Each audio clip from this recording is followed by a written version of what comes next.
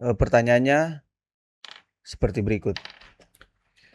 Di dalam Keluaran dan Bilangan bahwa ada 12 suku Israel dan orang asing juga yang keluar dari Mesir dan masuk juga ke tanah Kanaan. Pertanyaannya, di mana letak kemah dan masuk ke suku mana untuk orang asing tersebut? Apakah orang asing itu yang tinggal di Irak, Iran, Turki dan sekitarannya di Timur Tengah? Karena namanya kan biasanya ada bin yang menunjukkan asalnya. Terima kasih. Ya, terima kasih untuk pertanyaan ini. Kalau di Alkitab Perjanjian Baru sudah sedikit yang menggunakan kata bin. Iya. Contohnya Saulus, tidak disebutkan Saulus bin siapa walaupun dia adalah orang Yahudi. Barnabas, tidak disebutkan Barnabas bin siapa.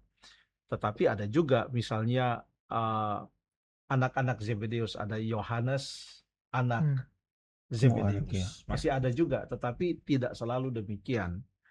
Nah, pertanyaan ini adalah tentang orang-orang yang bukan orang Israel yang juga ikut keluar dari Mesir. Kan demikian. Dan memang ada catatan di dalam Alkitab, itu dalam Keluaran pasal yang ke-12. Keluaran pasal yang ke-12 ayat 37 dan ayat yang ke-38. Keluaran 12 ayat 37 dan ayat yang ke-38. Tolong dibacakan ayat. Keluaran 12 ayat 37 saya bacakan. Kemudian berangkatlah orang Israel dari Ramses ke Sukot. Kira-kira 600.000 orang laki-laki berjalan kaki, tidak termasuk anak-anak. Ayat 38, juga banyak orang dari berbagai-bagai bangsa turut dengan mereka. Lagi sangat banyak ternak kambing, domba, dan lembu sapi. Terima kasih. Itu ada mixed people. Bercampurlah. Bukan hanya orang Israel di sana. Ayat 38, banyak orang dari berbagai bangsa turut dengan mereka. Dan sekarang di dalam kitab Bilangan, apalagi di Bilangan pasal yang kedua, Bilangan pasal yang kedua, itu seluruh Bilangan pasal yang kedua itu sedang memberikan kepada kita gambaran lokasi atau letak perkemahan orang Israel. 3 suku di sebelah utara, 3 suku di sebelah selatan, 3 suku di sebelah timur, 3 suku sebelah barat. Itu termasuk Efraim dan Manase. Tapi Lewi, jadi suku Yusuf itu jadi 2, Efraim dan Manase. Jadi kalau tambah Lewi jadi 13. Tapi Lewi tidak masuk dengan yang 3 itu. Kita tidak baca lagi semua di sini. Lewi justru ada di lingkaran yang lebih dekat kepada bait suci itu. Jadi bait suci, lalu kemudian suku Lewi, lalu kemudian orang-orang Israel 3 sesuai dengan 4 arah mata angin, timur, barat, utara, dan selatan. Hanya memang tidak disebutkan di sini tentang orang-orang yang berasal dari bangsa-bangsa lain yang ikut bersama-sama dengan mereka. Tidak disebutkan di mana letak mereka berkemah, tapi di mana mereka pada saat itu.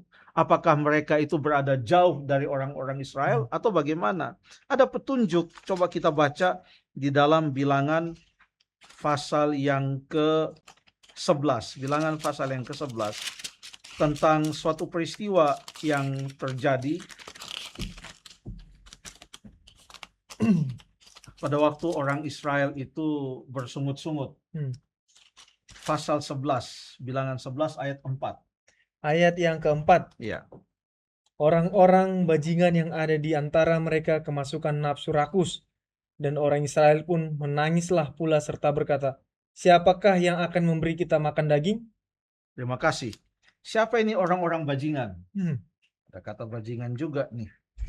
Orang-orang bajingan kemasukan nafsu rakus dan orang Israel pun menangis pula.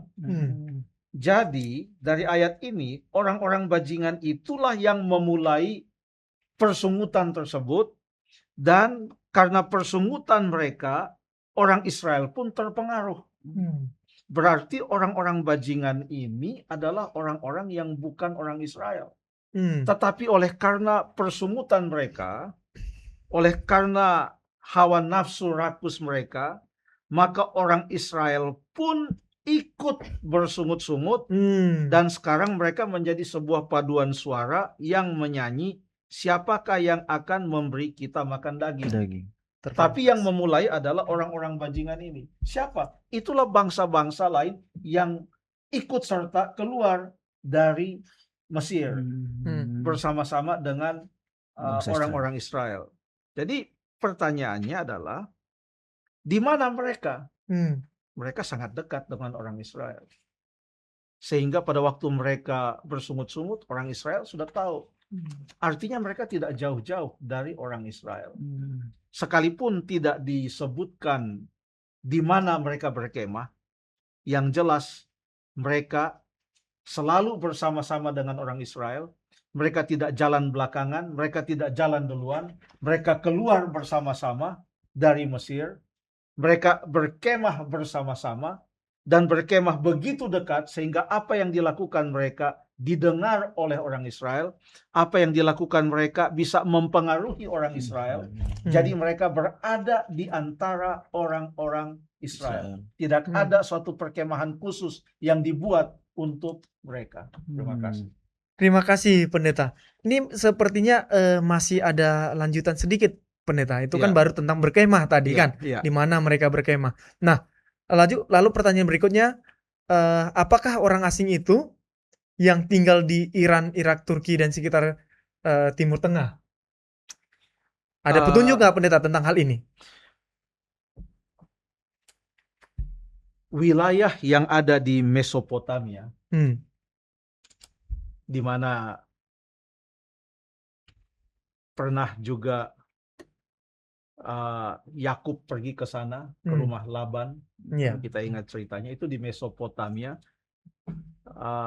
Mesopotamia itu adalah daerah-daerah yang disebutkan seperti Irak sekarang ini, yang di zaman modern ini.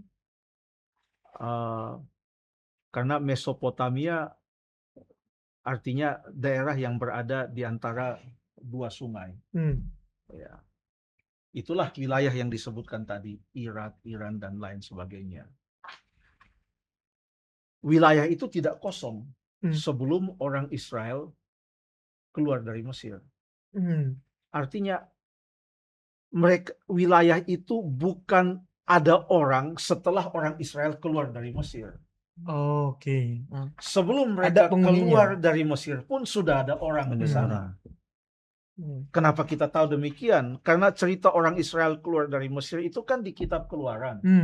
Sementara di kitab Kejadian berbicara tentang Mesopotamia, sudah ada orang di sana. Sudah ada orang di sana. Jadi bangsa-bangsa lain yang keluar bersama-sama dengan orang Israel dari Mesir, ini bukanlah sumber atau asal-usul dari orang-orang yang tinggal di sana. Karena mereka kan keluar dari Mesir. Sama-sama.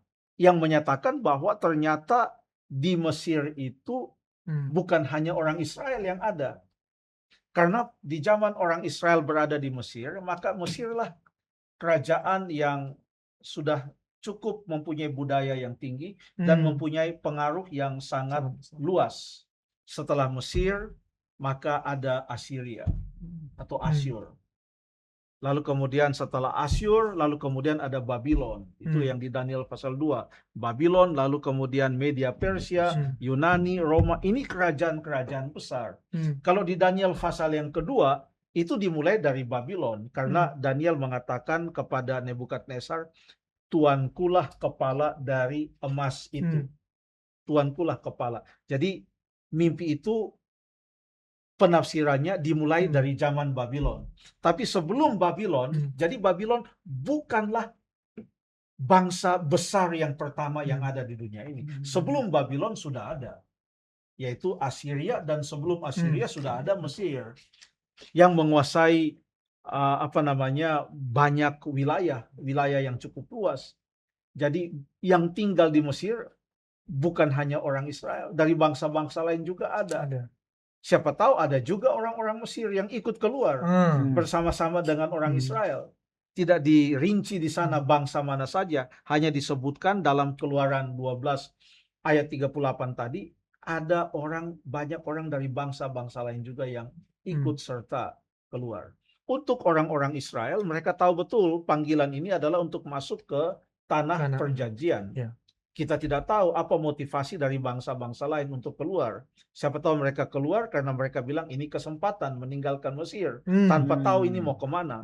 Sedangkan orang Israel sekalipun yang sudah tahu mereka dipanggil untuk pergi ke tanah yang dijanjikan oleh Allah kepada Abraham, mereka pun gagal. Hanya Yosua dan Kaleb yang bisa masuk ke dalam tanah itu dari antara mereka yang betul-betul keluar dari Mesir. Selainnya adalah mati mereka di padang gurun. Yang masuk ke sana adalah keturunan mereka yang lahir di jalan. Yang asli keluar dari Mesir hanya Yosua dan Kaleb. Musa pun tidak masuk, Harun tidak masuk, Miriam tidak masuk. Jadi di mana ini bangsa-bangsa lain itu? Mereka bersama-sama dengan bangsa Israel pada saat itu. Apa yang mereka lakukan, bangsa Israel tahu. Mereka berada di tengah-tengah bangsa Israel. Tidak dikasih tahu di mana mereka berkemah. Tapi dimanapun itu, mereka sangat dekat dengan bangsa Israel. Dan selalu bersama-sama. Terima kasih.